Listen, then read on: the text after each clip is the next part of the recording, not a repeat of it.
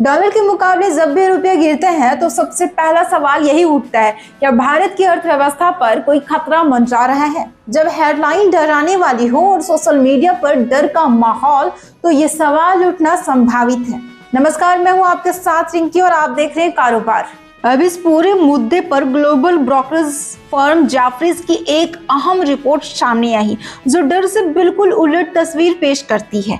Jefferies का साफ कहना है कि रुपए में आई मौजूदा गिरावट को जरूरत से ज्यादा बढ़ा चढ़ाकर दिखाया जा रहा है और फिलहाल भारत के इकोनॉमिक को लेकर घबराने की कोई ठोस वजह नहीं है। चलिए पूरा मामला विस्तार से समझते हैं।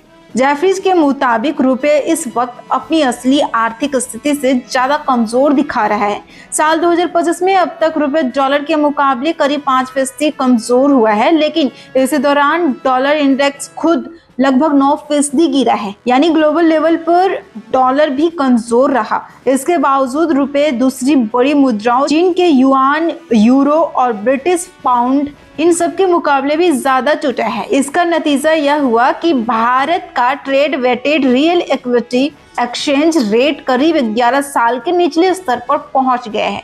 जेफरीज का मानना है कि इस पैमाने पर देखें तो रुपये लगभग 5% अंडर वैल्यूड है, यानी इसकी कीमत जरूरत से ज्यादा गिरा दी गई है। दूसरा कारण है करंट अकाउंट से कोई बड़ा खतरा नहीं है। आमतौर पर जब रुपया गिरता है तो चिंता होती है, लेकिन जेफरीज कहते हैं कि फिलहाल ऐसा कुछ भी नहीं दिखाई दे रहा है। अमेरिका द्वारा कुछ टैरिफ लगाए जाने के बावजूद भारत के निर्यात में सालाना आधार पर करीब 4% की बढ़ोतरी हुई है। नवंबर महीने में व्यापार घाटा करीब 23% घटा और यह पिछले 5 महीनों के निचले स्तर पर आ गया है। कम कच्चे तेल की कीमतें, मजबूत सर्विस एक्सपोर्ट्स और विदेश से आने वाला पैसा, इन सब ने भारत को मजबूत सपोर्ट दिया है। अनुमान है कि वित्तीय वर्ष 2026 से 27 में भारत का करंट अकाउंट घाटा जीडीपी के सिर्फ 0.6 से 0.7% के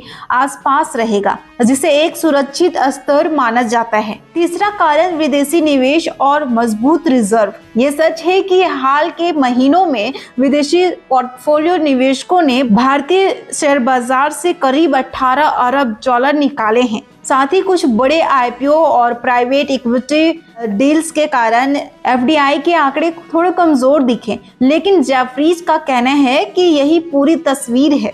फाइनेंशियल सर्विस, डेटा सेंटर्स और कुछ दूसरे सेक्टर्स में एफडीआई के संकेत फिर से बेहतर हो रहे हैं। सबसे बड़ी ताकत है भारत का विदेशी मुद्रा भंडार।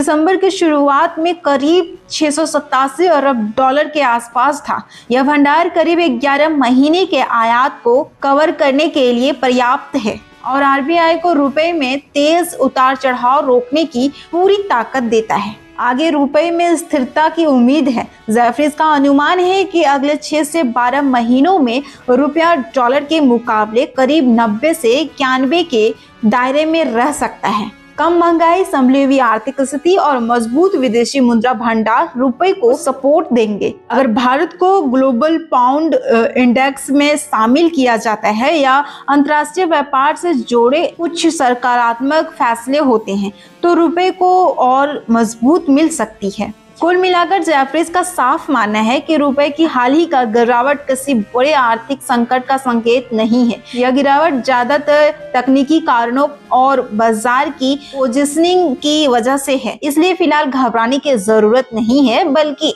हालात को समझकर आगे बढ़ने की जरूरत है। आप इस पर क्या सोचते हैं? कमेंट सेक्शन में अपनी राय जरूर बताएं। Bureau report.